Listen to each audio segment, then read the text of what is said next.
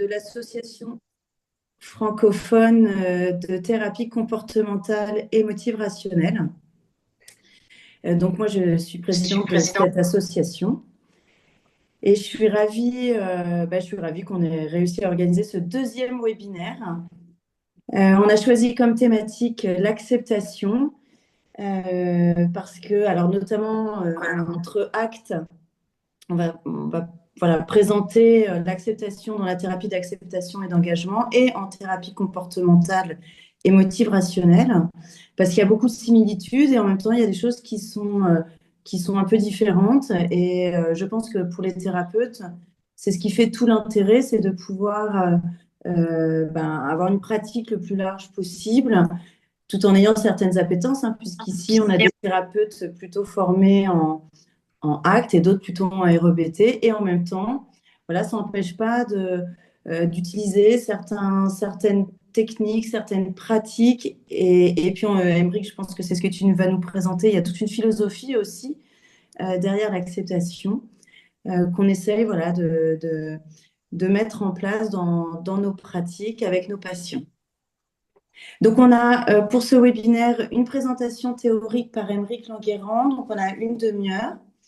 Et ensuite, on a 2 jeux de rôle. Donc, le premier avec une modélisation acte avec Yann Mikhailov. Et ensuite, un jeu de rôle avec une pratique REBT avec Annie Stocker et Romain Le Maréchal en patient et Alexia Varin en voix off.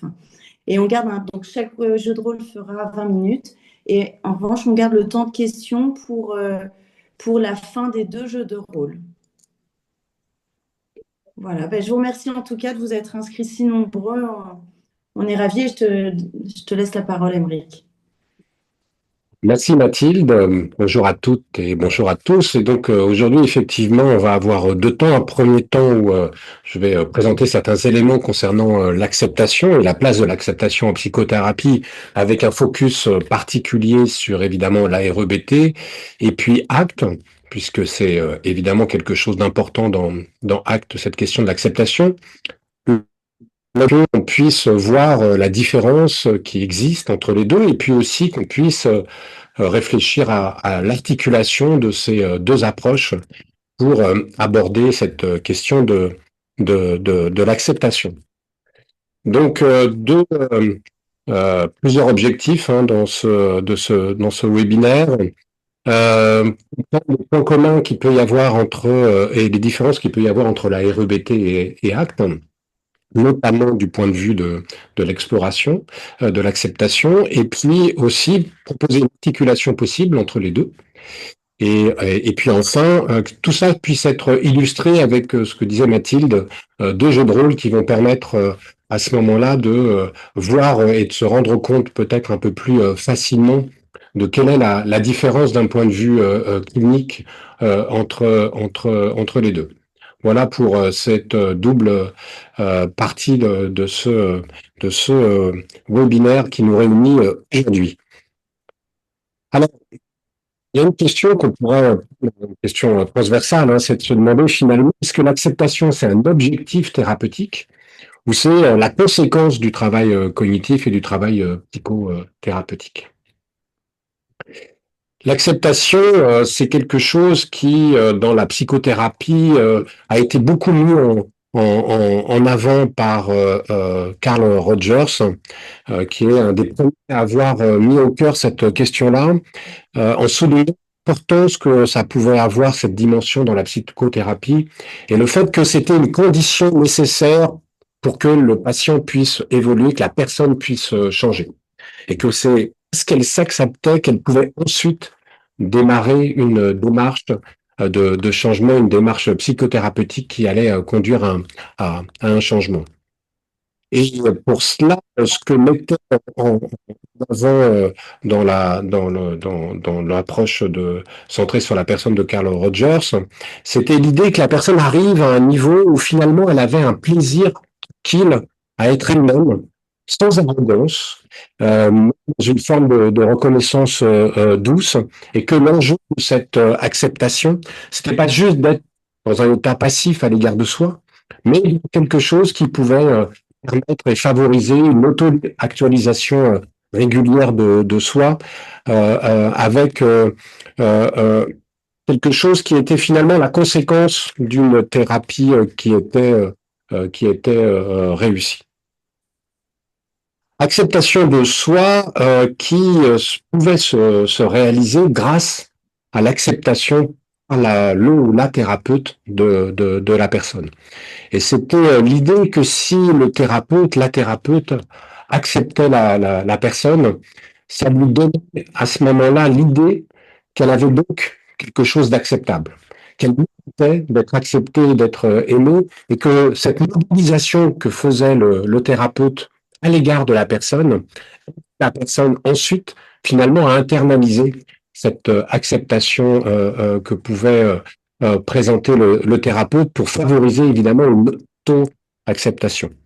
Et que c'était l'idée que la personne puisse comprendre que finalement, même si elle ne remplit pas des critères de performance, qu'elle n'a pas certains types de comportements, le fait qu'elle soit acceptée par le thérapeute lui montrait qu'elle était finalement acceptable, favorisant évidemment ensuite, l'enjeu c'est d'aller vers une auto-acceptation et qu'elle ne dépend plus uniquement évidemment de l'acceptation par le thérapeute, mais qu'elle puisse ensuite, le mouvement et le travail psychothérapeutique, développer par elle-même cette auto-acceptation. Donc ça, c'est une base de la place de l'acceptation et avec l'idée derrière que une fois que la personne, grâce à l'intervention du thérapeute, s'accepte, elle peut commencer aussi un peu plus facilement à accepter les autres parce qu'elle s'accepte évidemment avec ses qualités, mais aussi avec ses insuffisances, ses défauts, ce qui va favoriser chez elle une capacité un peu plus importante de tolérance, d'empathie et une vision jugeante à l'égard du monde et de l'humanité. Et donc, finalement, l'acceptation de soi permet d'aller vers l'acceptation des autres. Une question qu'on va retrouver évidemment par la suite Émeric, à excuse-moi, embêter. juste, Oui. excuse-moi, Émeric. En fait, la connexion ne doit pas être très bonne et on t'entend de façon un peu saccadée. Alors, je croyais que c'était peut-être la mienne, ma connexion, mais j'ai l'impression que c'est de ton côté. Si tu peux juste essayer. Ah, c'est peut-être le fond qui prend beaucoup de bande passante. Alors, sinon, je vais changer de micro pour voir si ça change Ouais. quelque chose. Alors, hop, hop, hop. Vous me direz si... Et voilà. Là, j'ai changé de micro. Ah Donc, oui, c'est mieux. c'est mieux. Ah ouais, super. Merci beaucoup, Émeric. Donc, j'étais sur cette question de l'acceptation et le fait de passer de l'acceptation de soi à l'acceptation des autres. Et c'est parce que je suis capable de m'accepter, enfin, en tant que personne ayant des qualités et des défauts, que je vais être un peu plus encline à accepter les autres avec leurs qualités et leurs défauts, et puis derrière ça, à accepter le monde.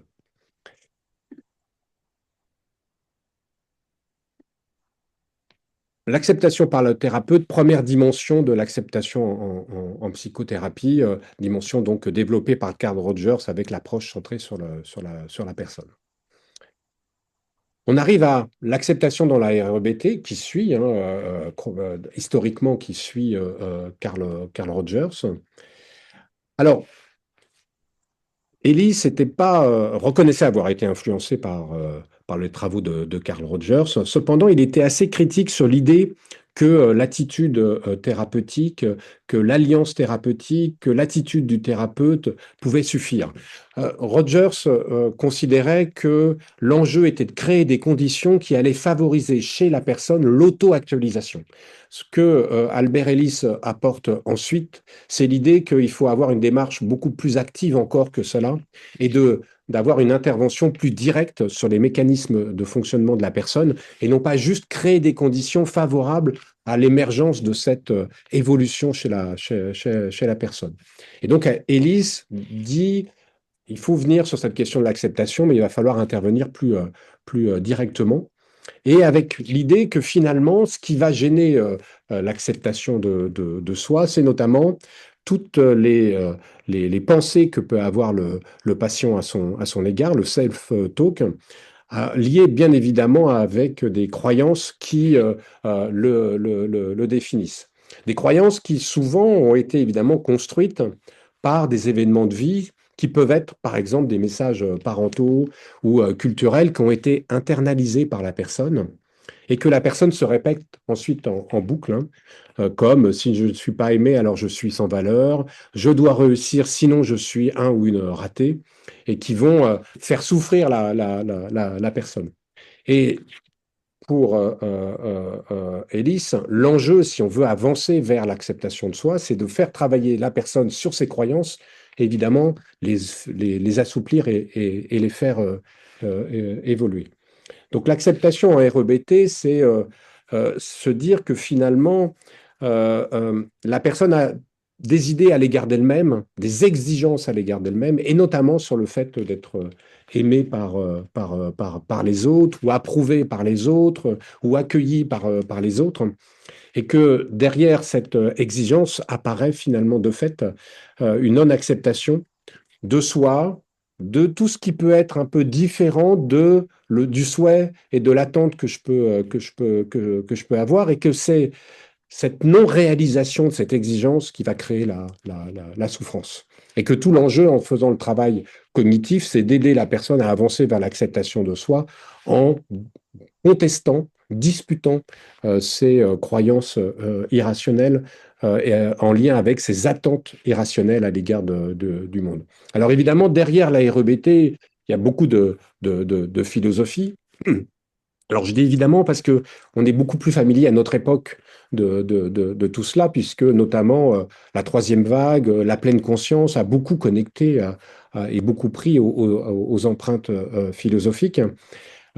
Épictète, hein, ce ne sont pas les événements qui perturbent les hommes, mais leur opinion sur ceci notamment, qui va ouvrir les portes finalement de ce travail sur l'aspect cognitif. C'est finalement les personnes souffrent de la manière dont elles pensent, vivent, interprètent le monde, et que si on veut les aider à avancer dans leur souffrance, c'est ce travail interprétatif, ce travail cognitif qu'il faut faire évoluer.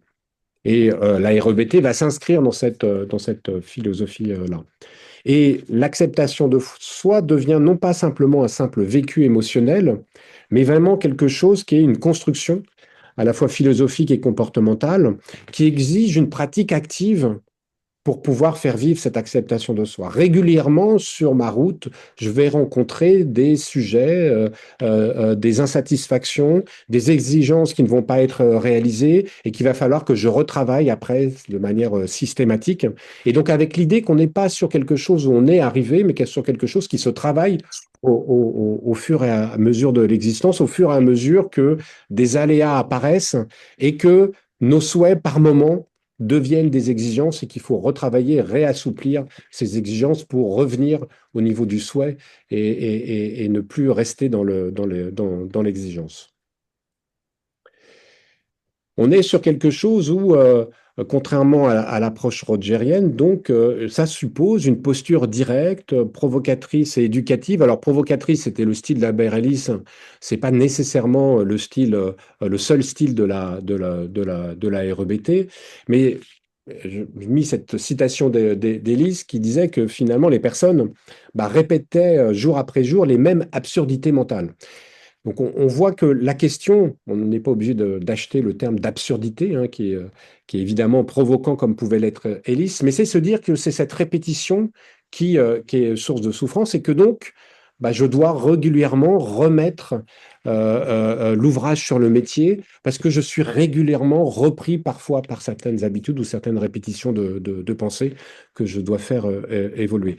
Donc, contrairement un peu à l'approche humaniste, il ne suffit pas de réunir les conditions, il faut que la personne travaille, et pour ça, ça suppose que le thérapeute intervienne dans ce travail-là, le modélise bien souvent, mais qu'ensuite la personne poursuive ce travail-là par la suite, avec évidemment l'idée d'une autonomisation par la suite pour la personne, pour qu'elle puisse continuer son chemin. Alors, derrière l'acceptation de soi inconditionnelle, il y a la critique chez Ellis de la question de l'estime de soi, où l'enjeu, c'est non pas de s'évaluer, parce que derrière la notion d'estime de soi, il y a une part évaluative de soi, et qui peut être justement une source de souffrance, puisque ça va être conditionné évidemment à la note que je vais me donner avec mon estimation.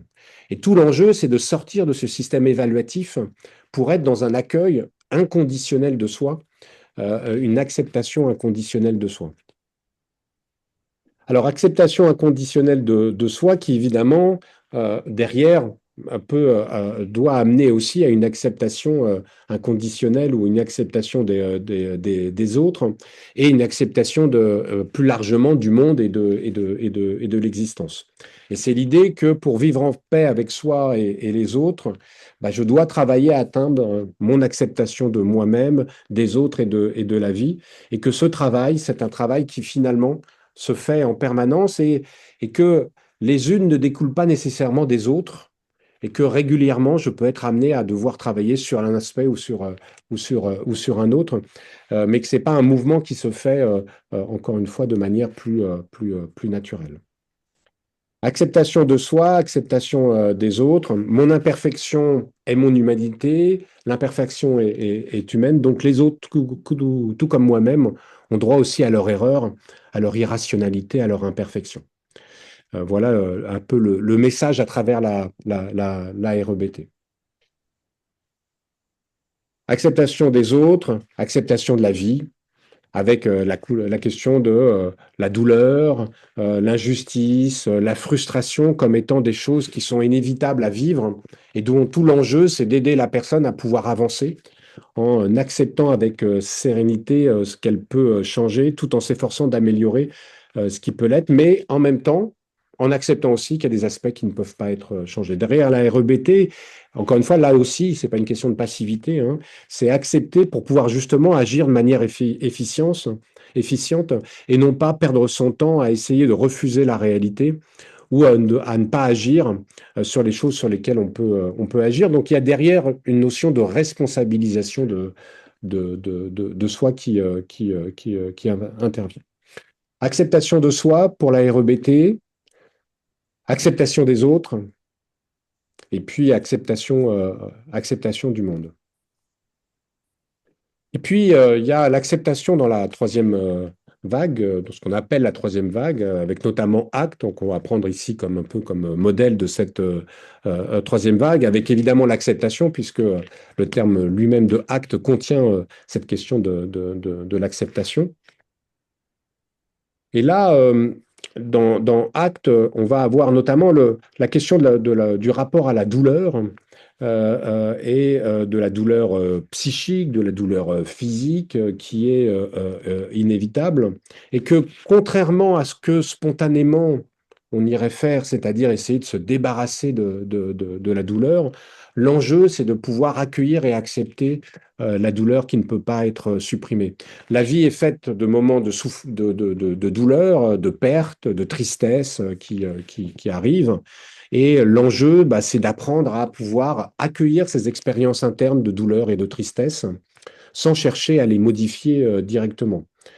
Et pour Hayes, le fondateur d'ACT, l'acceptation, c'est loin d'être quelque chose de triste, de sombre, c'est plutôt justement un élan vital, actif, qui permet, parce que je vais accueillir la douleur, de pouvoir mettre en œuvre des actions qui vont me permettre de me rapprocher de choses qui sont importantes pour moi, plutôt que d'être dans la lutte contre la douleur, qui va m'empêcher justement de faire autre chose que de lutter contre la douleur. Dans Acte, on distingue deux choses, hein. La douleur inévitable liée à l'existence humaine, encore une fois, il y a des pertes, il y a des deuils, par exemple, hein, il y a des événements indésirables dans l'existence, et la souffrance qui est la douleur amplifiée par la lutte mentale, l'évitement et la fusion cognitive. Finalement, la souffrance vient du fait qu'on cherche à se débarrasser de la douleur, et c'est la manière d'être en relation avec la douleur qui va créer la souffrance. Et en fait, refuser la douleur, c'est ce qui crée la souffrance dans l'approche de Acte. Évidemment, donc ça nous connecte à l'évitement de l'expérience, Qu'est-ce qui crée la souffrance? C'est de refuser la douleur et donc de mettre en œuvre un certain nombre de stratégies qui vont chercher à m'empêcher de vivre ces situations de douleur. Et ce que propose Acte, c'est de quitter ce champ de bataille, de quitter cette démarche active de refus de la douleur pour pouvoir au contraire l'accueillir, pour pouvoir ensuite faire autre chose que de refuser la douleur. Acceptation de l'expérience de soi, voilà ce que rajoute en termes d'acceptation, en termes de forme d'acceptation acte par rapport à toutes les autres formes d'acceptation qu'on vient de voir jusqu'à présent. Alors, il y a des continuités et puis il y a des ruptures entre REBT et puis ce qu'on appelle les approches de troisième vague. Hayes s'inspire directement en créant Acte de la REBT, ce qui est assez logique, hein, puisque, encore une fois, historiquement, ça intervient après aussi. Hein, et Hayes s'est inspiré d'un certain nombre de thérapies pour la construction de Acte. On retrouve dans ce qu'on trouve dans la REBT, c'est-à-dire le principe de tolérance à l'inconfort, qui est un aspect important dans la REBT, hein, avec notamment la tolérance à la frustration, que Acte reformule comme une acceptation expérientielle. Et puis la réflexion philosophique de la REBT sur la souffrance humaine a influencé le caractère contextualiste et fonctionnel de Acte, c'est-à-dire que finalement, l'enjeu, c'est pas tellement le contexte dans lequel je suis, mais mon rapport à ce contexte. Et c'est ce rapport à ce contexte qui peut être source de difficultés. Alors évidemment, là où il y a le point de différence, c'est que Hayes critique le caractère trop centré sur le contenu verbal et cherche avec Acte plutôt à changer le rapport qu'on a au contenu verbal et au langage, plutôt que de modifier le contenu verbal. Des points communs, c'est le refus du perfectionnisme et des croyances absolues, hein, qu'on a à la fois chez Acte et puis dans la REBT. Le travail sur les processus verbaux internes comme source de souffrance, on voit bien qu'il y a une responsabilité personnelle. C'est l'idée de se dire que finalement, c'est ce que je rajoute à la réalité qui me fait souffrir. Et donc, j'ai bien ma responsabilité de faire évoluer les choses si je veux sortir de la souffrance. Une vision donc de la souffrance comme construite plutôt que imposée par les événements. L'accent aussi sur la flexibilité cognitive pour la REBT, avec la capacité de travailler, de passer d'une croyance irrationnelle à une croyance rationnelle. Contextuelle pour l'acte, on change son rapport au contexte. Et puis, derrière les deux, c'est l'enjeu de pouvoir se concentrer sur les choses sur lesquelles on peut agir. Autre phrase d'Épictète aussi, hein, qui est aussi soulignée à la fois par Acte et par la REBT, c'est parce que je m'accepte, j'accepte les autres, j'accepte le monde, que je peux ensuite me consacrer à l'épanouissement personnel. Les différences, c'est que la REBT va utiliser la contestation des croyances, qu'on ne va pas faire du tout dans Acte, on ne va pas chercher à modifier ses croyances. Acte va privilégier plutôt la diffusion à l'égard des pensées. Et Acte donc va s'écarter de l'aspect logicocentrisme d'Ellis pour adopter une approche beaucoup plus expérientielle, alors que Ellis réfute la possibilité d'une telle position. L'idée qu'on puisse être dans une expérience pure lui semble impossible, hein. Cette capacité qu'on aurait à être dans l'observation de ces modes de fonctionnement et purement dans l'observation, ça lui semble difficile. Il dit que toute expérience humaine est un mélange de pensées, d'émotions, de comportements, et qu'on ne peut pas nécessairement être dans une diffusion totale. Ça sera la critique d'Albert Ellis. Albert Ellis qui a connu le développement de Acte, hein, et qui a justement dialogué par article interposé avec Hayes sur le sujet. Alors, une différence fondamentale, c'est que s'il y a des aspects communs ou des ponts communs qu'on peut faire sur le rapport, par exemple, à la douleur, ce qu'on va appeler la douleur dans ACT et ce qu'on va appeler une émotion adaptée en REBT. Le fait d'avoir de la tristesse, le fait d'avoir de la colère ou de la peur, tout ça, ce sont des émotions qu'on va regarder comme étant des émotions adaptées si elles sont fonctionnelles et qu'elles permettent à l'individu d'agir. La peur permet de se protéger du danger. Euh, dans Acte, la difficulté, c'est évidemment la souffrance, que je vous disais tout à l'heure, qui va correspondre, qu'on peut mettre en parallèle avec l'émotion inadaptée en REBT. C'est quand la colère devient de la rage, que la tristesse devient un effondrement, et qu'on est passé de quelque chose qui était fonctionnel et qui permettait à la personne de se réaliser à quelque chose qui l'empêche justement d'avancer. Donc là, on a ces points communs. La grande différence va être sur le travail qui va être effectué. Dans Acte, on va penser que c'est le refus de la douleur qui est la cause de la souffrance, alors que dans la REBT, c'est la croyance à l'égard de la douleur qui va être le source de souffrance, et c'est cette croyance qu'on va essayer de faire évoluer pour pouvoir avancer. On peut imaginer d'intégrer tout cela et de considérer que finalement, on peut aussi articuler la REBT et Acte avec l'idée que avec la REBT, le thérapeute recherche les croyances irrationnelles qui empêchent l'acceptation de soi, des autres et du monde, et la dispute, la contestation va permettre de les assouplir et de tenir à distance la tendance à aller vers l'exigence qu'on peut avoir, et que ce travail, il peut être renforcé par la pleine conscience, par la diffusion pour accueillir le caractère désagréable de la frustration inhérente à l'acceptation. Accepter ce que je suis, c'est accepter mes limites, et donc c'est accepter la frustration que je peux avoir à pas pouvoir nécessairement aller au-delà de moi-même. Et finalement, acte, la pleine conscience peut être aussi un moyen d'accepter justement le ressenti interne, le vécu interne associé à la frustration, ce qui peut évidemment rendre plus disponible la personne pour la mise en œuvre des actions en accord avec ses valeurs pour aller vers l'épanouissement. Par conséquent, on peut se dire, l'AREBT permet d'assouplir la croyance irrationnelle qui bloque l'acceptation de l'expérience émotionnelle. La pleine conscience permet d'accueillir l'émotion désagréable adaptée. Et ACT permet de défusionner des émotions et des inférences, et donc permet d'articuler et d'enrichir finalement la pratique psychothérapeutique quand on articule à la fois la REBT et des approches de troisième vague comme la pleine conscience et acte. Exemple en pratique, un patient doit-il accepter une situation injuste? En REBT, accepter la réalité ne va pas consister à renoncer à agir. Simplement, on va accepter aussi de ne pas avoir toute la maîtrise dans cette action et pas forcément obtenir nécessairement un résultat de suppression de l'injustice. Et donc, accepter l'injustice pour pouvoir essayer d'agir pour la réduire en acceptant de ne pas forcément atteindre son objectif.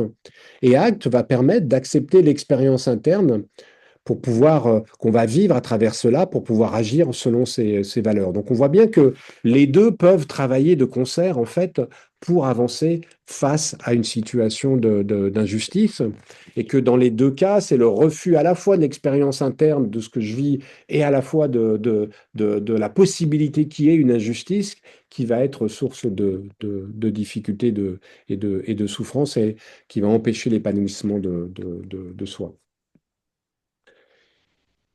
On peut donc se dire, finalement, on peut articuler tout ça. Acceptation par le thérapeute, acceptation de soi, des autres, du monde avec la REBT, acceptation de l'expérience de soi, et que tout ça ensemble va permettre d'accompagner la personne vers une action engagée et de nouveaux effets associés justement à l'évolution des croyances, qui va pouvoir permettre à la personne d'avoir des comportements plus adaptés et encore une fois plus source de réalisation de soi. Voilà comment on peut imaginer aussi d'intégrer les choses.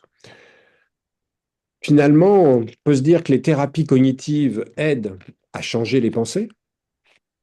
ACT nous rappelle qu'on peut aussi apprendre à vivre avec ses pensées et que finalement, la pratique clinique consiste simplement à savoir distinguer quand faire l'un et quand faire l'autre, voire parfois quand faire les deux dans l'accompagnement avec les personnes.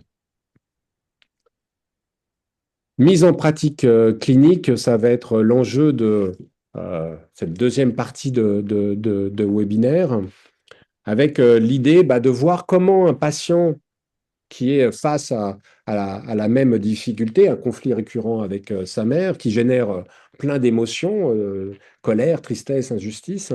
Comment on peut aborder cette situation avec, d'un côté, la REBT, de côté, ACT, pour voir justement ces différences et puis aussi ces similitudes qu'il peut y avoir dans dans l'approche.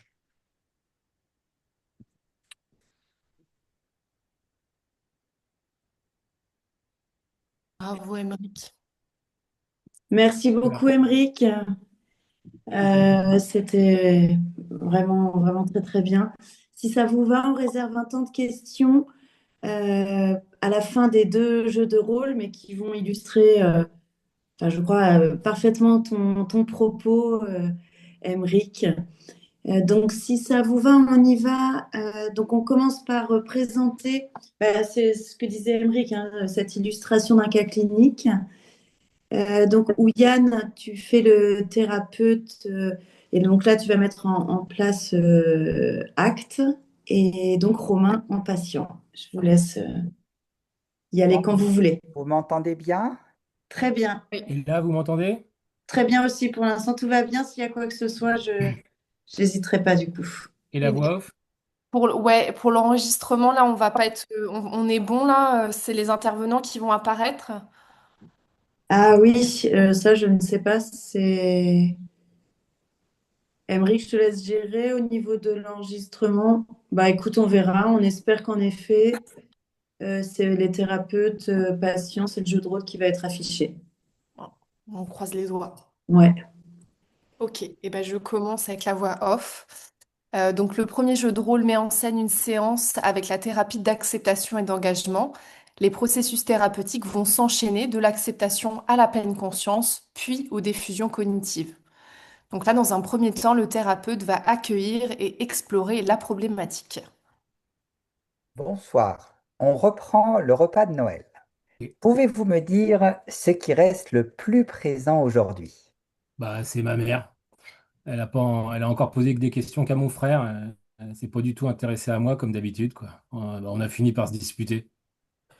Et en y repensant maintenant, qu'est-ce qui se manifeste en vous? Oh, bah, c'est clair, j'ai un nœud dans la gorge, là. Ça me met en colère, surtout. Et puis, je suis aussi un peu triste, hein. Puis comme on a vu, j'ai cette pensée là qui tourne dans ma tête. Là, je me dis tout le temps, c'est injuste, quoi. Je suis toujours mis de côté. Mais bon, je communique mal, sûrement. Le thérapeute va amener à l'acceptation. Je vois à quel point ce moment a été douloureux.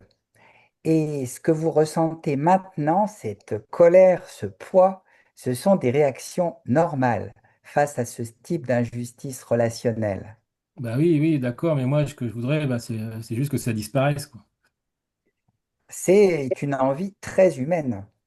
Et si pendant une minute, on ne cherchait ni à les fuir, ni à les supprimer, mais simplement à leur faire un peu de place, comme pour mieux comprendre comment vous y répondez.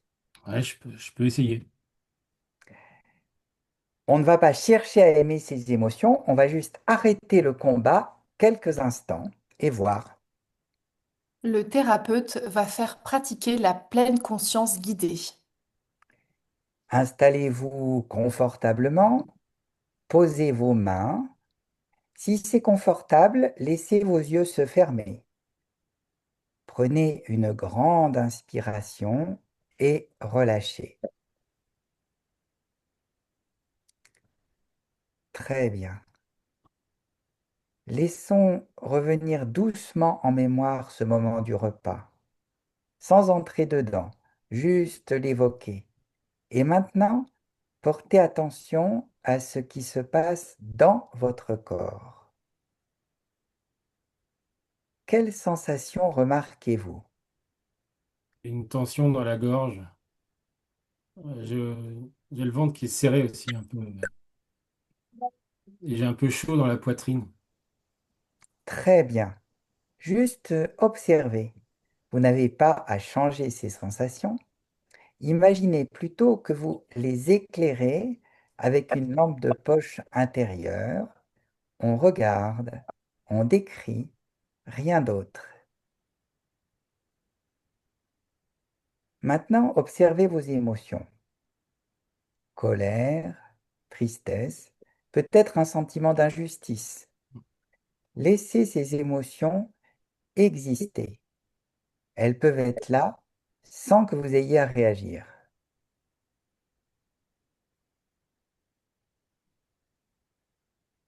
Très bien. Et si une pensée apparaît, c'est normal. Dites simplement dans votre tête, pensez et ramenez votre attention à la respiration.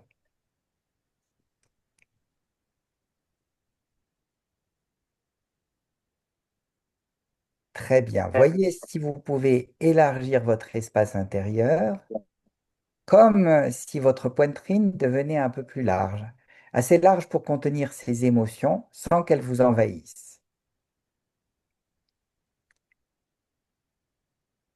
Et quand vous êtes prêt, vous pouvez rouvrir les yeux.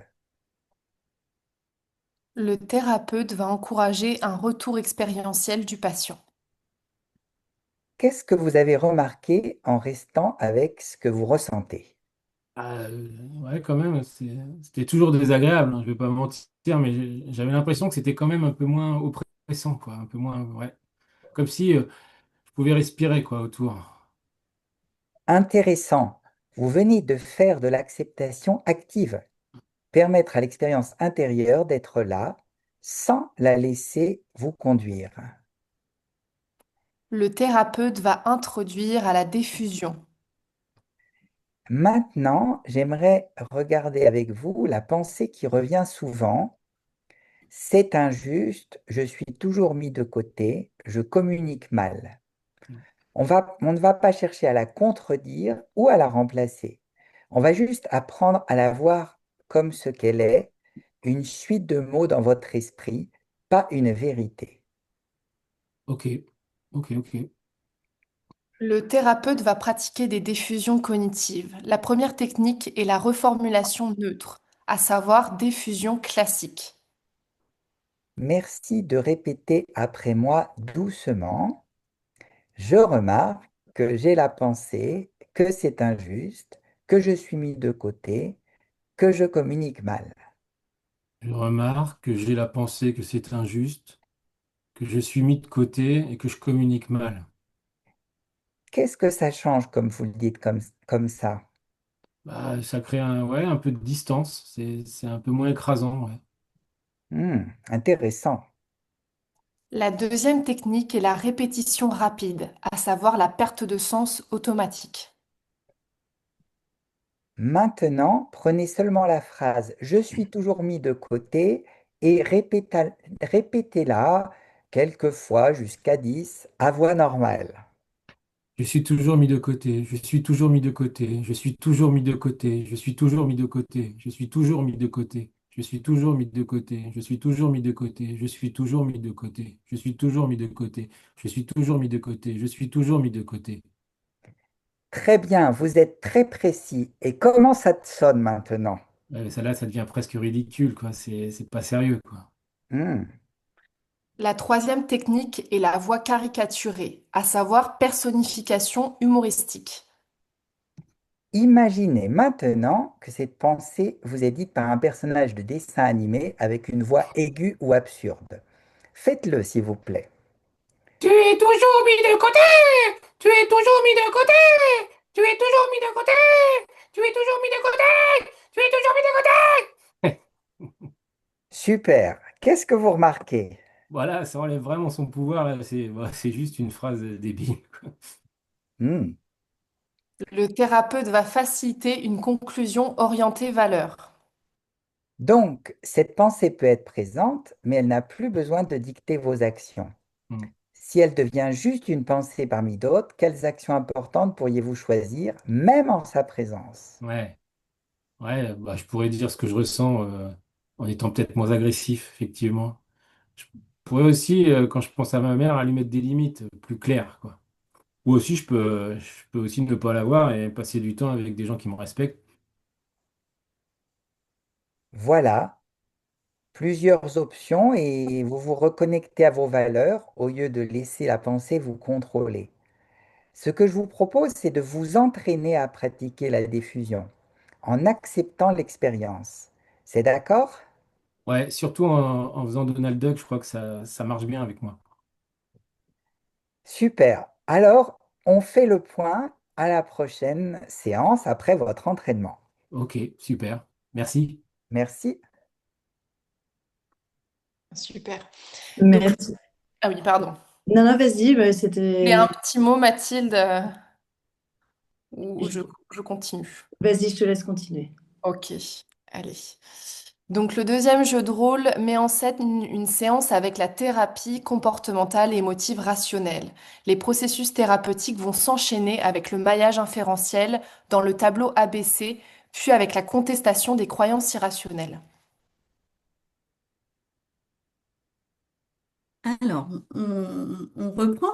Ouais, Lors de notre dernière séance, nous avions mis en place la diffusion des pensées et l'acceptation des émotions existantes par rapport à la relation avec votre mère. ouais, tout Est-ce à que fait. vous l'avez revu depuis pour mettre en place ce travail?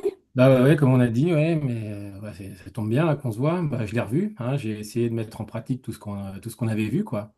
Bah, au début, ça a été, mais j'ai fini par me retrouver bloqué, quoi. En fait, bah, au début, tout allait bien, hein, j'étais bien parti, je gérais bien, mais petit à petit, à force de l'avoir parlé de tout et de rien et tout ça, comme d'habitude, bah, ça a flambé, quoi. Ça m'a replongé dans la colère et la frustration, ça a mal fini, quoi. Bon, ce que je vois, c'est d'abord que vous avez réussi à gérer et Mm. ça, c'est vraiment super Ouais, parce que c'est ça vrai. veut dire que c'est possible, hein, et que vous pourrez gérer de nouveau. Ouais. Et nous, aujourd'hui, on va prendre le temps d'analyser comment ça a fait pour reflamber.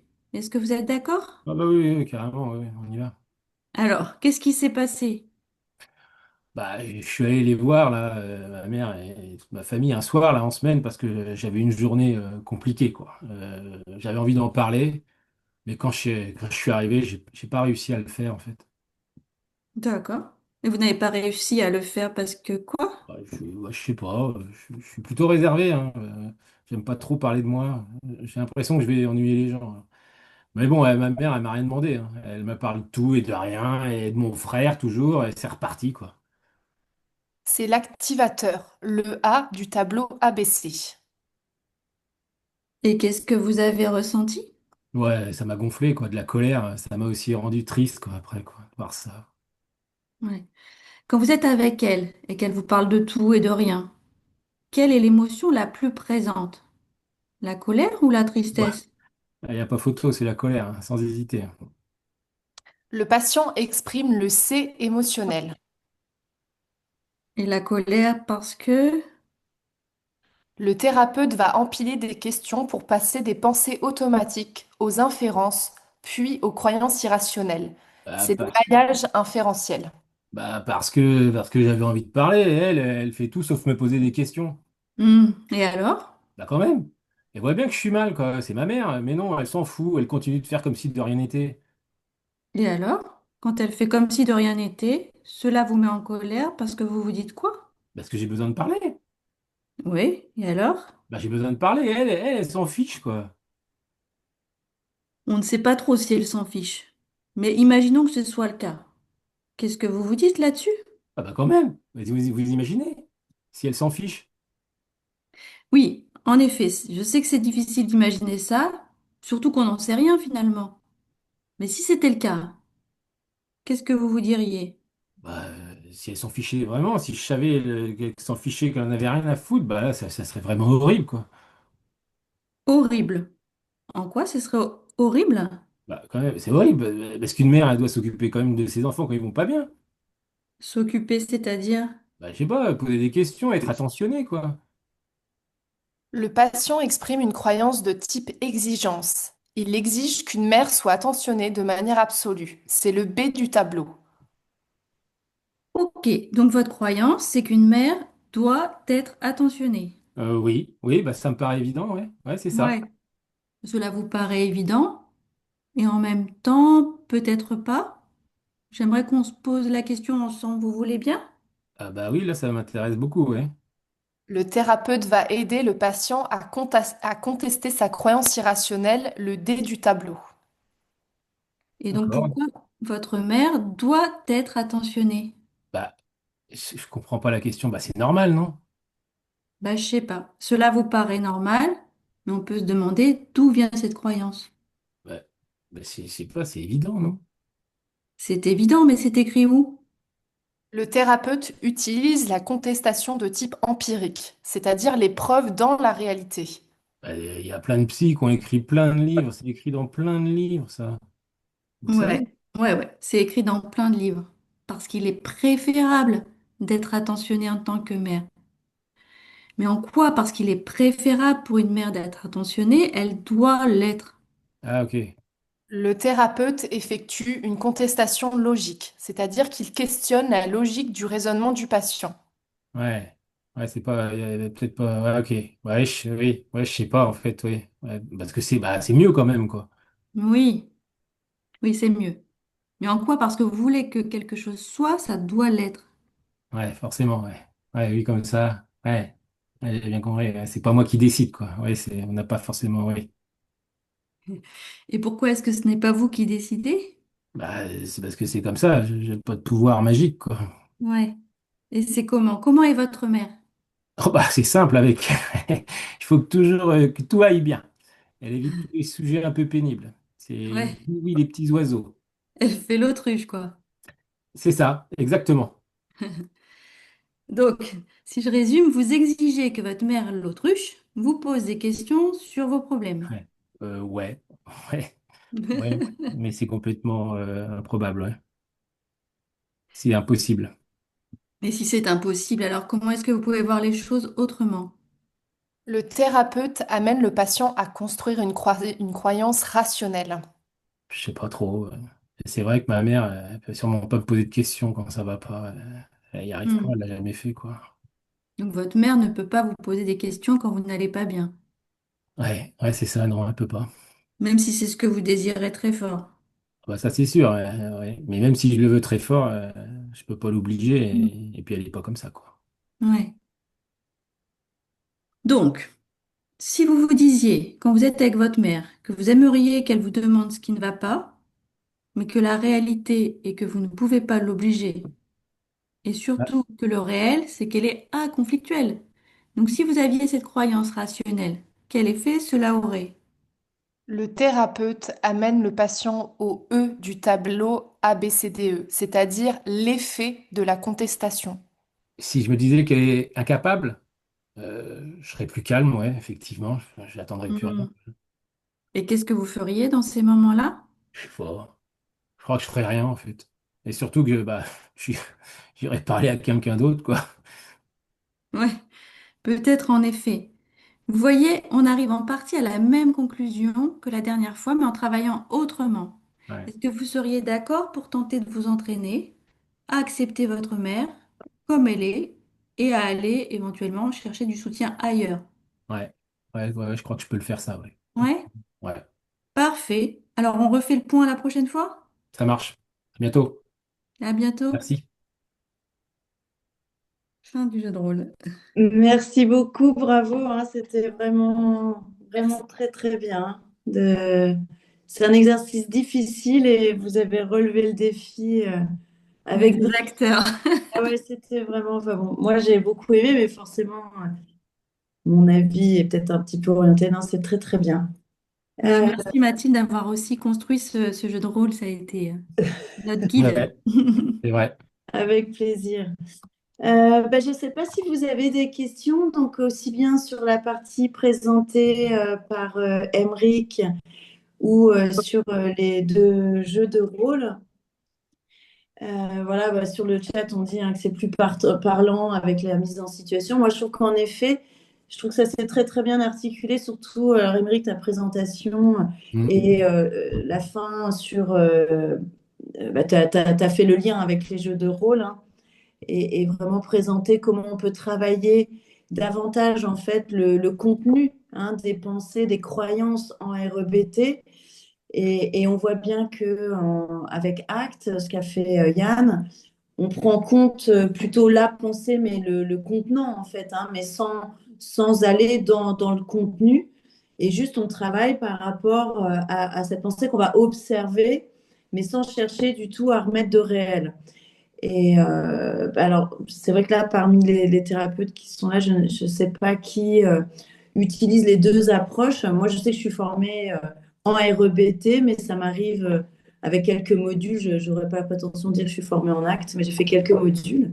Et c'est vrai que j'utilise parce qu'il y a des choses, je trouve, qui se recoupent, et notamment, alors, en acte, on parle des valeurs, et en REBT, les objectifs de vie à long terme. Mais c'est vrai qu'on retrouve quand même cette approche et qui passe par l'acceptation. Donc voilà, alors je vois des questions dans le chat. Est-ce que dans la réalité de terrain, les patients se rendent compte aussi rapidement comme dans les mises en situation de leur schéma pensée automatique? Ben oui, non, évidemment que les jeux de rôle, enfin je ne sais pas ce que vous en pensez les autres par rapport à cette question.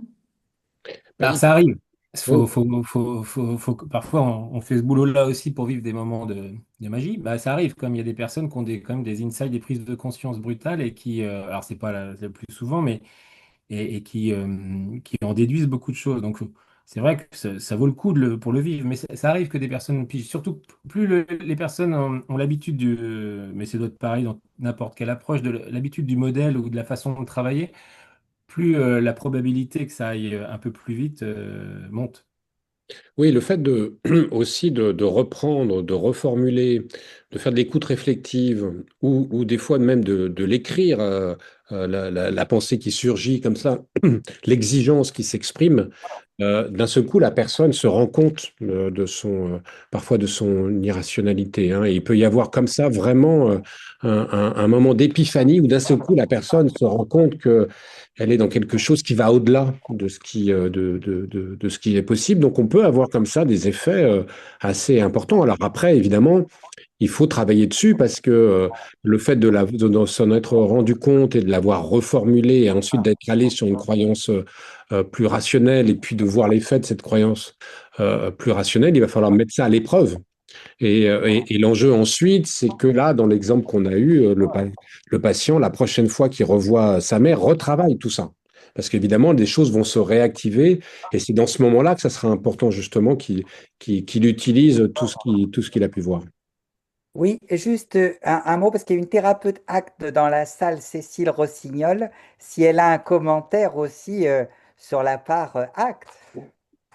Eh ben, Je me avec permets. plaisir. Je continue sur les questions et je vérifie dans le chat s'il y a quoi que ce soit, mais elle peut aussi prendre la parole en ouvrant le micro avec grand plaisir, hein. Surtout n'hésitez Bonsoir à tous. Ouais, en attendant, Mathilde, peut-être que tu lises les autres questions. Ben, je suis ravie de te revoir, Yann, et puis bravo pour ta prestation. Et puis voilà, moi je trouve que votre manière de présenter les choses est très clinique alors moi je suis formée à ACT, je suis aussi enseignante ACT et je ne suis formée qu'à ça, hein. Je découvre l'autre méthode et moi ma question, alors je sais pas si parmi vous il y a des thérapeutes qui font comme ça, hein, avec un même patient, une séance on fait ACT, une autre séance on fait peut-être quelque chose plus dans le contenu des pensées. Alors moi ça m'interroge parce que justement en tant que thérapeute ACT, on fait tout pour se dégager du langage, se dégager et défusionner avec ce contenu. Ça m'intéresserait de savoir comment, en étant avec ce même patient, on peut articuler ces deux méthodes. Là, j'y réfléchissais en vous écoutant. J'ai du mal à m'imaginer comment ça pourrait être de travailler ces deux méthodes en même temps avec un même patient. Donc voilà, ça m'intéresse si quelqu'un pratique ça. Je vois que Diane Diane, lève par la exemple. main. Bonsoir tout le monde. Je suis du Québec, alors, mais présentement en Espagne. Voilà. Ça me fait plaisir. Merci de l'invitation à ce webinaire. En fait, moi, je pratique bon, ce qu'on appelle le REBT en France, mais au Québec, on appelle l'émotivo rationnel. Donc, cette approche émotivo-rationnelle, effectivement, c'est un travail qu'on n'appelle pas de dispute des pensées, mais qu'on appelle davantage, oh, j'ai une lampe qui fait de l'islam, mais c'est pas grave. Alors, on appelle ça de la confrontation des pensées. Ce que j'ai développé au cours de mes 35 40 années de pratique, c'est vraiment, j'ai intégré très tôt ce qu'on appelle l'introspection. Donc, j'écoutais tantôt la pratique avec acte et je me disais, ben mon Dieu, je faisais des bouts de acte sans savoir que c'était du acte. En amenant la personne justement, avant même de faire la confrontation, et d'ailleurs, je l'ai impliqué en mentionnant le développement de 4 étapes de gestion des émotions et la première étant l'accueil des émotions, sans les juger, juste les accueillir. Donc, comme c'est une étape importante, mais je pense que ça fait partie de l'acte d'accueillir sans juger. Après ça, là, on va plus loin avec les motivationnels, c'est-à-dire être en mesure d'identifier clairement l'émotion. Donc, mettre le vrai mot sur l'émotion, ce qui est important, parce que l'émotion n'est pas causée par la même pensée. Donc, si on n'a pas la bonne émotion, on ne travaillera pas nécessairement la bonne pensée. Donc, on accueille l'émotion. Ensuite, on identifie clairement les émotions. Et là-dessus, j'ai développé les 5 émotions toxiques dans les mêmes familles. Et à la suite de ça, là, on peut aller à l'identification des pensées. Par la suite, d'aller à la dispute ou à la confrontation de ces pensées.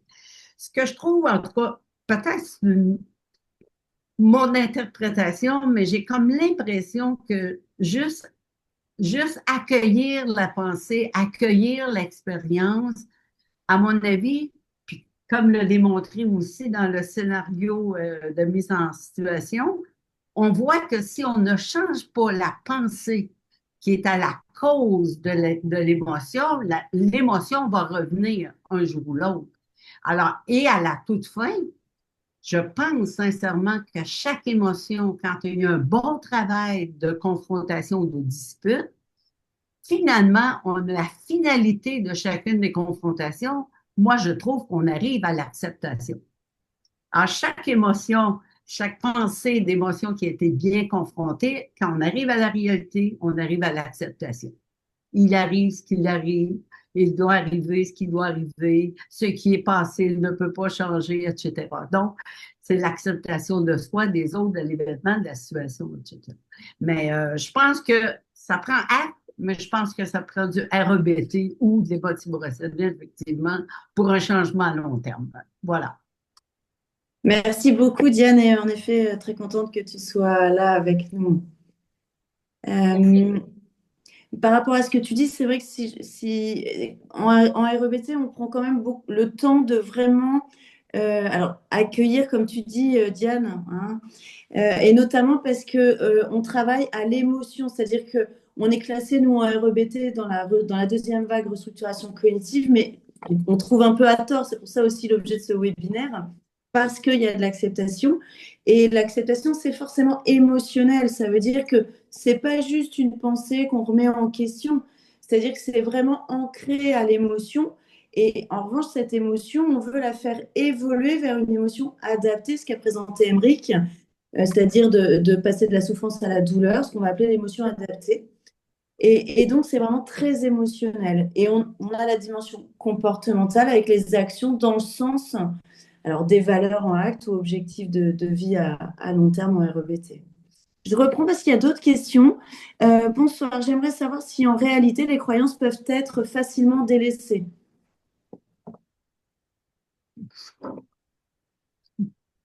Ben, je ne sais pas qui veulent répondre à la question, mais être délaissé, je ne sais pas ce que ça veut dire dans la tête de cette personne, mais la chose est certaine, c'est que la pensée fausse qui cause la douleur doit être remise en question et remise en fonction de la réalité. Et c'est le seul élément qui peut nous amener à l'acceptation.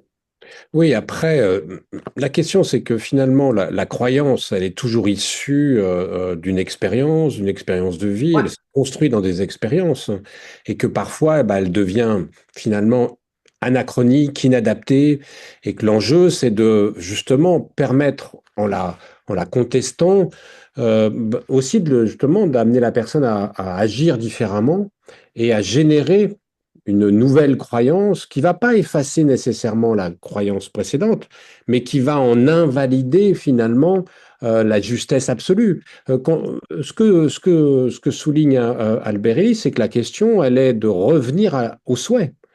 Le souhait n'est pas problématique. Souhaiter avoir une mère aimante n'est pas un problème. C'est quand j'exige qu'elle le soit alors qu'elle ne peut pas l'être ou qu'elle ne l'est pas. Et c'est là que la souffrance vient. Mais revenir au souhait, en fait, hein, c'est de pouvoir invalider l'exigence pour revenir au souhait.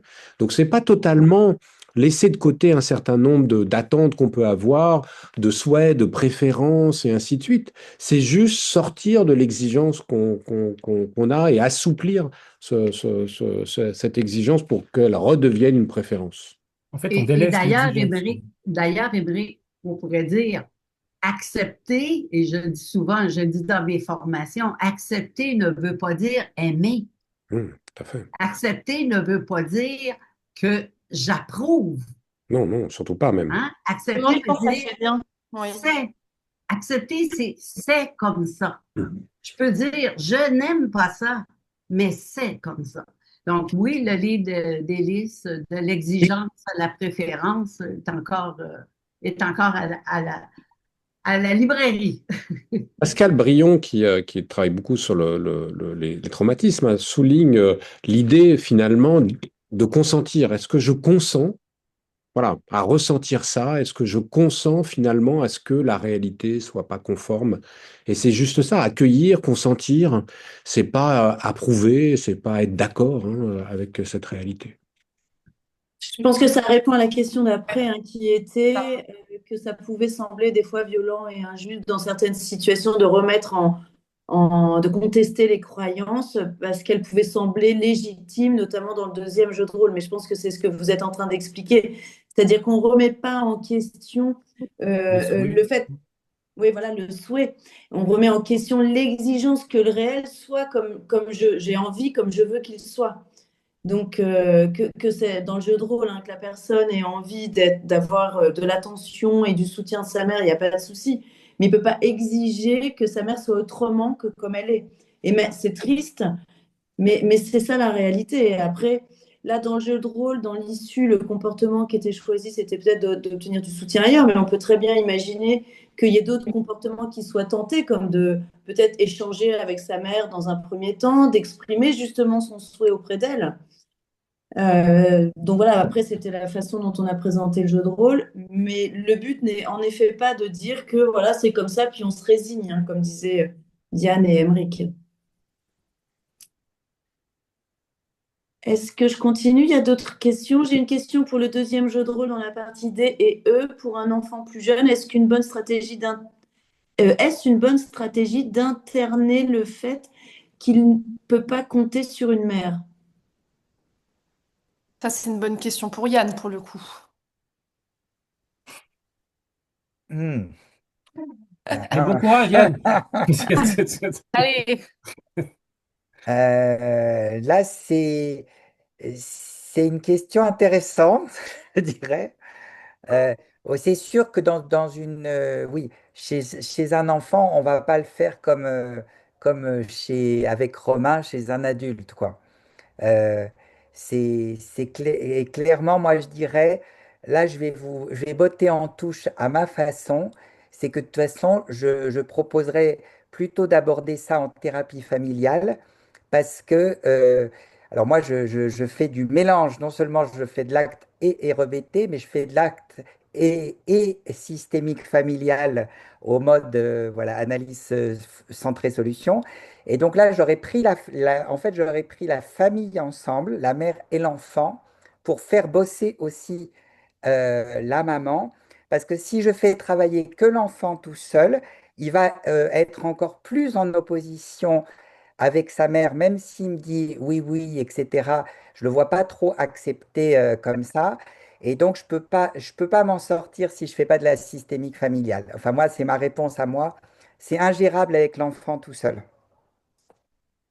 Ça, c'est quand les parents sont prêts à venir en thérapie familiale systémique. Moi, je pense aussi à des, tu sais, dans les cas de l'ASE, où les parents ne peuvent pas changer, on n'a pas accès aux parents, tout ça. Moi, je serais quand même tentée d'aller sur de la REBT et de l'acceptation.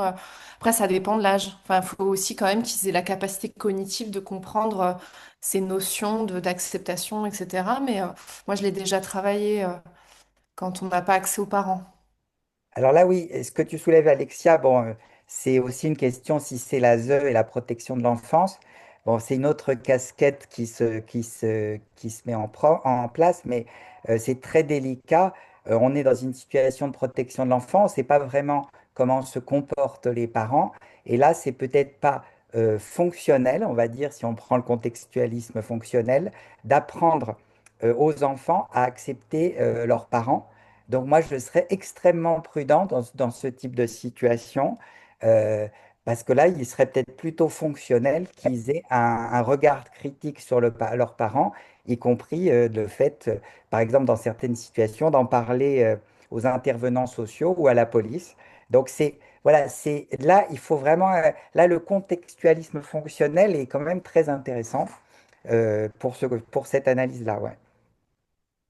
Mais justement, attends Yann, quand tu parles là tu dis de ne pas accepter, mais comme l'acceptation, c'est pas forcément la résignation, mais justement que l'enfant puisse savoir que son parent peut avoir justement un problème, une défaillance, puisque la tendance de l'enfant, ça va être de penser que c'est lui le problème.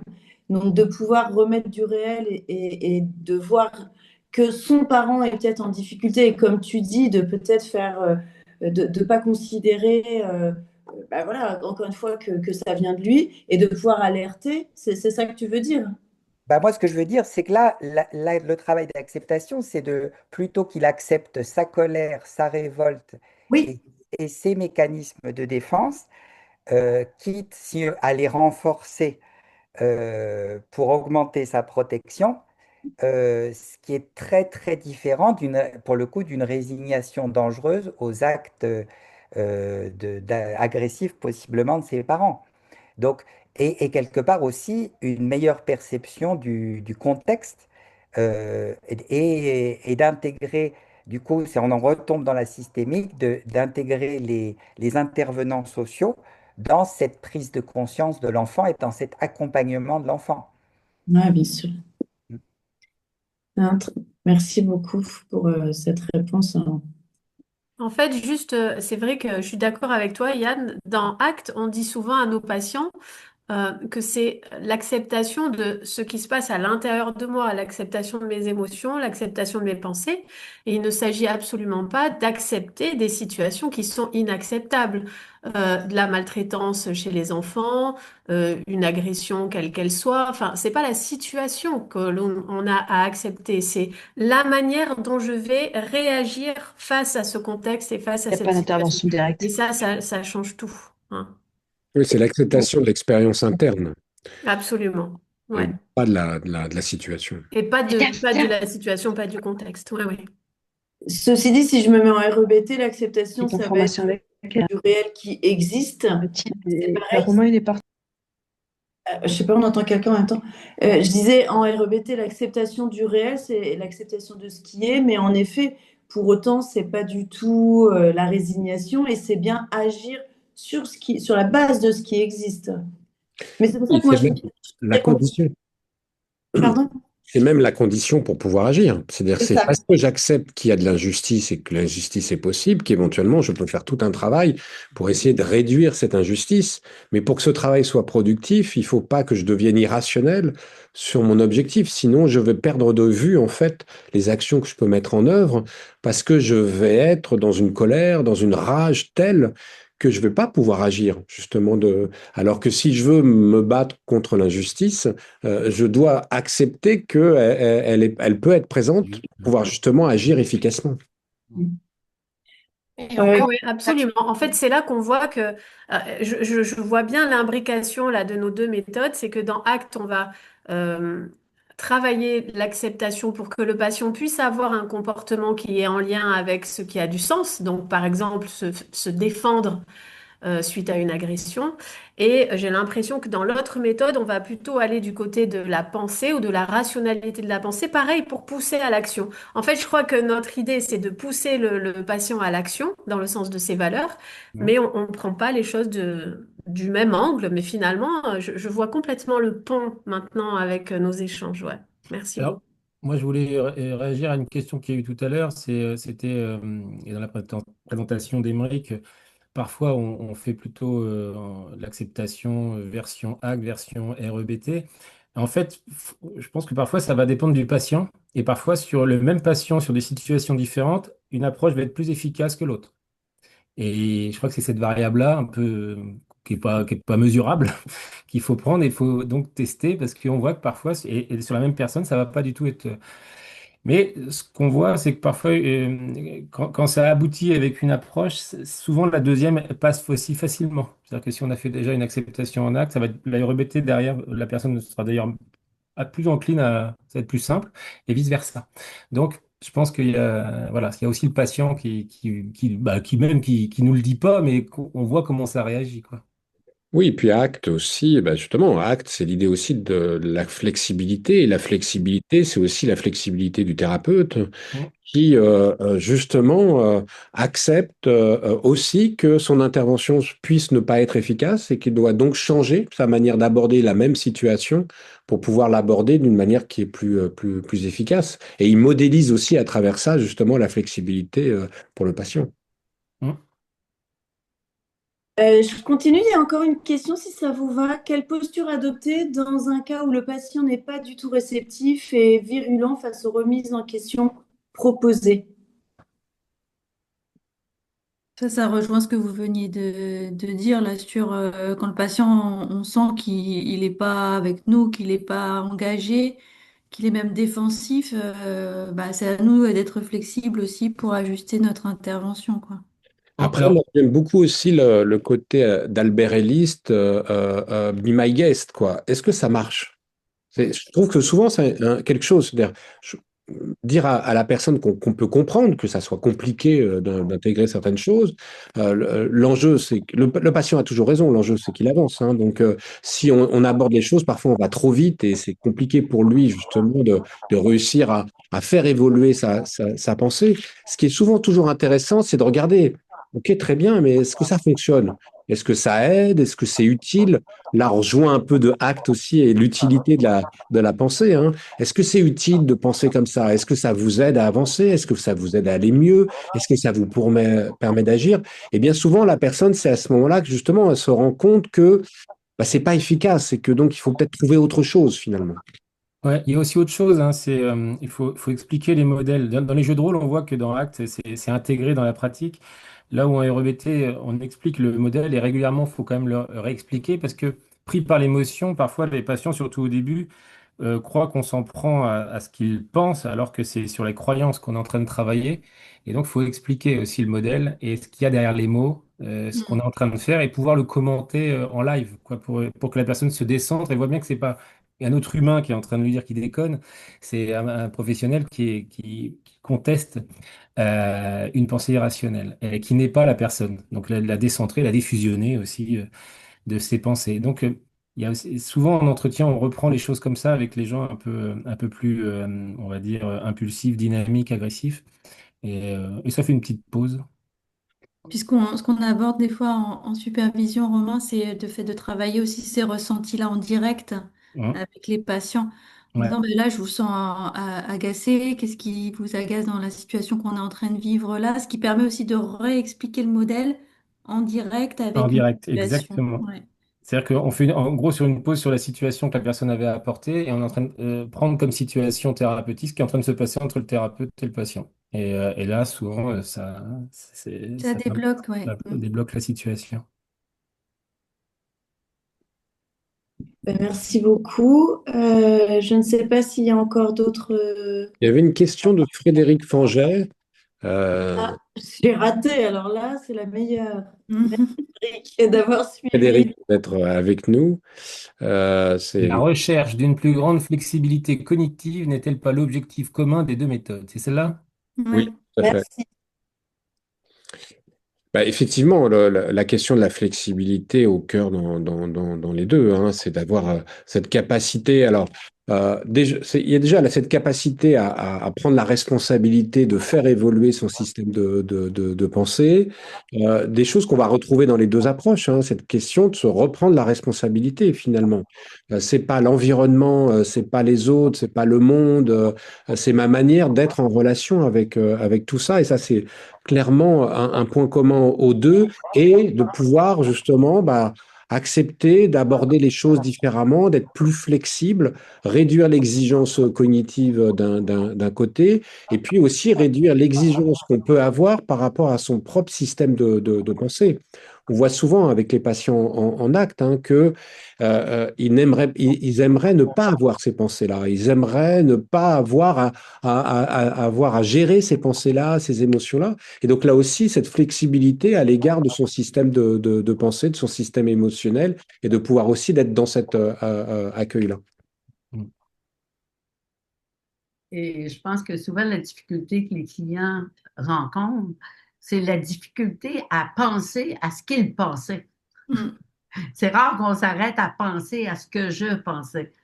Et une autre chose, c'est lorsque le client, moi, je suis toujours à l'affût quand le client commence ses phrases par ça me.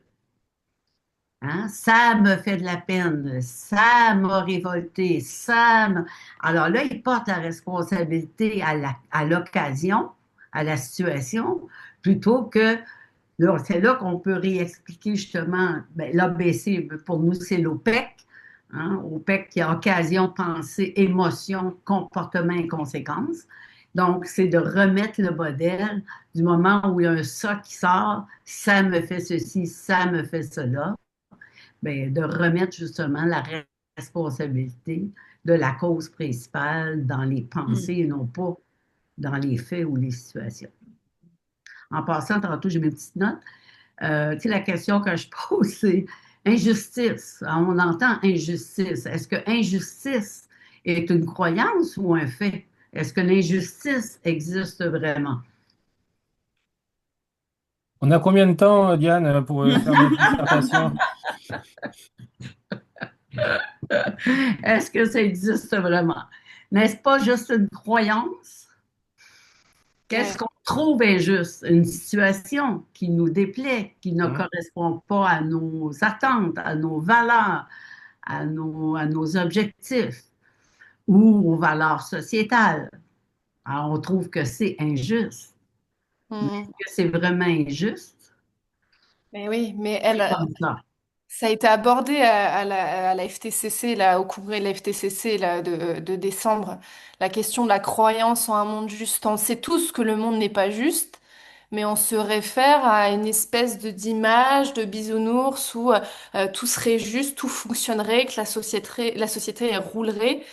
Et en fait, c'est un monde qui n'a jamais, jamais existé et qui n'existera probablement jamais. OK, mais on pourrait se reprendre. Est-ce que la société est injuste ou est-ce que la situation est injuste?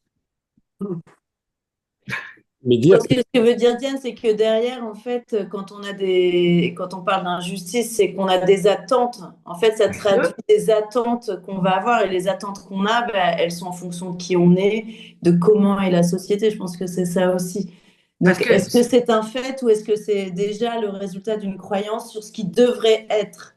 et voilà, parce que là, ce qu'on dit, c'est injuste, c'est la croyance que nous avons à propos d'une situation. Oui. Mais de ce que serait ce monde s'il était juste et toujours un monde fantasmé finalement. Ben, le monde, il est juste ce qu'il est. Oui. Mais sans doute que de dire que les choses ne sont pas justes, c'est rationnel et qu'on commence à aller dans les rationnels quand on dit que c'est injuste. Le passage du c'est Euh, juste à c'est injuste, quoi, en fait. Tu disais aussi, Diane, parce que c'est vrai qu'en REBT, on travaille beaucoup sur l'intolérance à la frustration. Est-ce que, Aymeric, tu présentais comme être la tolérance ou intolérance à l'inconfort? C'est-à-dire que dans Acte, on va avoir le passage de la douleur à la souffrance et tu présentais ce passage de la douleur à la souffrance par justement cette intolérance euh, à l'inconfort. Et Diane, tu disais aussi donc, dans tes questions, hein, est-ce que donc la frustration, c'est un fait ou une émotion? Alors, je te laisse, je ne sais pas exactement si tu avais là-dessus déjà. Ben, en fait, moi, je relève souvent et je le fais autant, je le fais moins avec les clients parce que je suis en semi-retraite, mais je le fais en formation. C'est-à-dire que d'éclaircir le fait que la frustration n'est pas une émotion. Et souvent, on associe le mot frustration avec une colère. Ouais. Alors, la frustration n'est pas une émotion. La frustration, c'est un fait, c'est une situation qui n'est pas conforme à mes désirs. C'est ce qu'on appelle une frustration. Et le contraire de la frustration, c'est la gratification. La gratification, c'est la situation est conforme à mes attentes ou à mes désirs. Donc, la frustration est plus souvent... Pardon? Y avait-il une question? Non? Alors, la frustration, à mon avis, et je pense que c'est un fait, là, la frustration est la réalisation dans les faits que ceci n'est pas conforme à mes désirs. Donc, étant un fait, une occasion à ce moment-là de ressentir plus souvent de l'intolérance ou de la colère ou de la révolte. Donc, différents.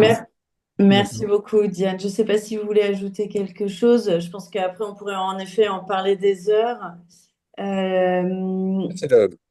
C'est enfin, la frustration chez Ellis, évidemment, lui, il a aussi connecté, après, il faut voir historiquement, au principe de plaisir.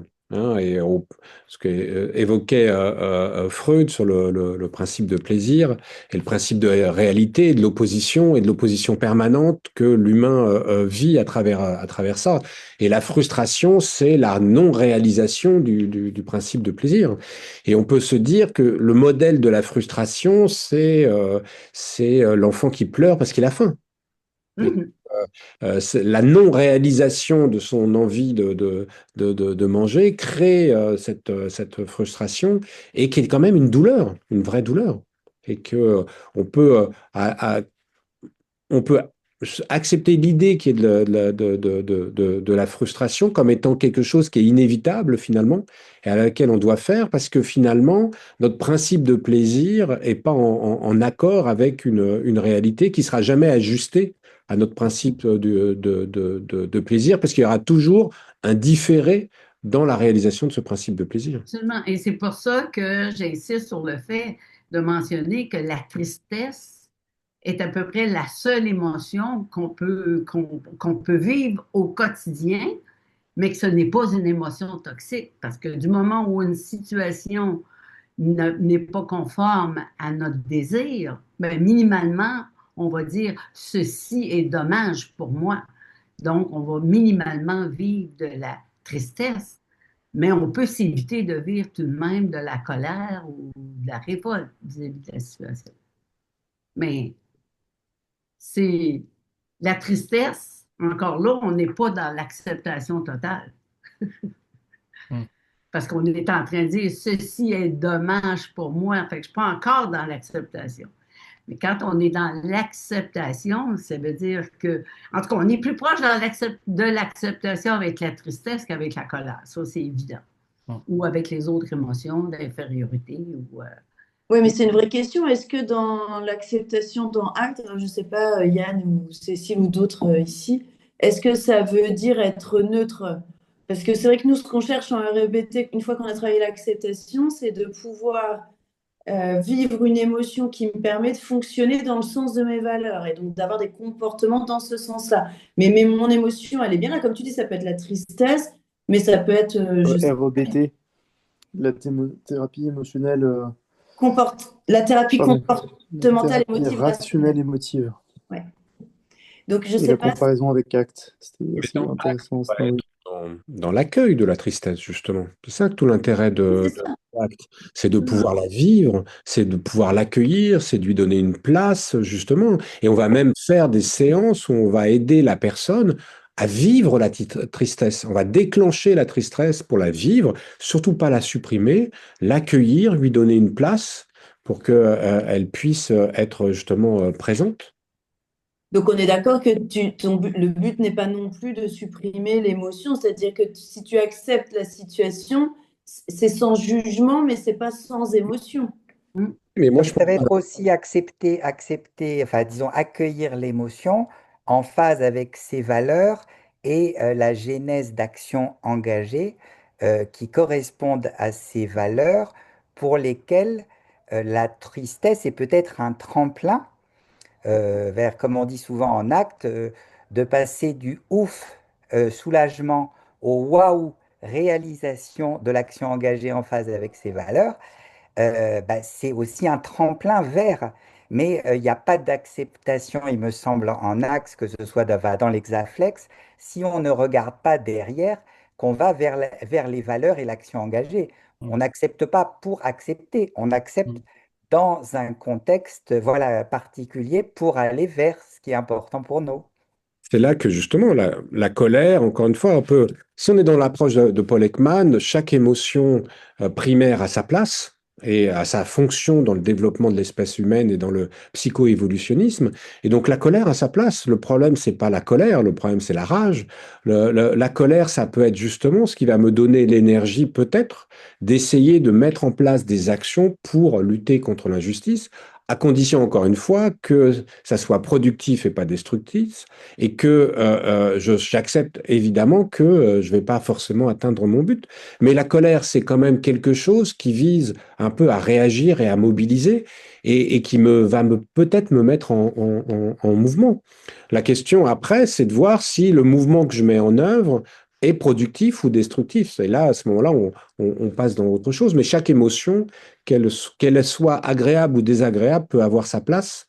La question, c'est jusqu'où elle va et elle permet d'améliorer et d'avancer, d'être fonctionnelle finalement. Oui, c'est ça. Et dans Acte, on prend aussi beaucoup de temps à travailler avec le patient la prise de conscience que c'est plutôt la lutte contre les émotions, contre les ressentis, la lutte contre les pensées. Je ne veux pas penser, je ne veux pas ressentir.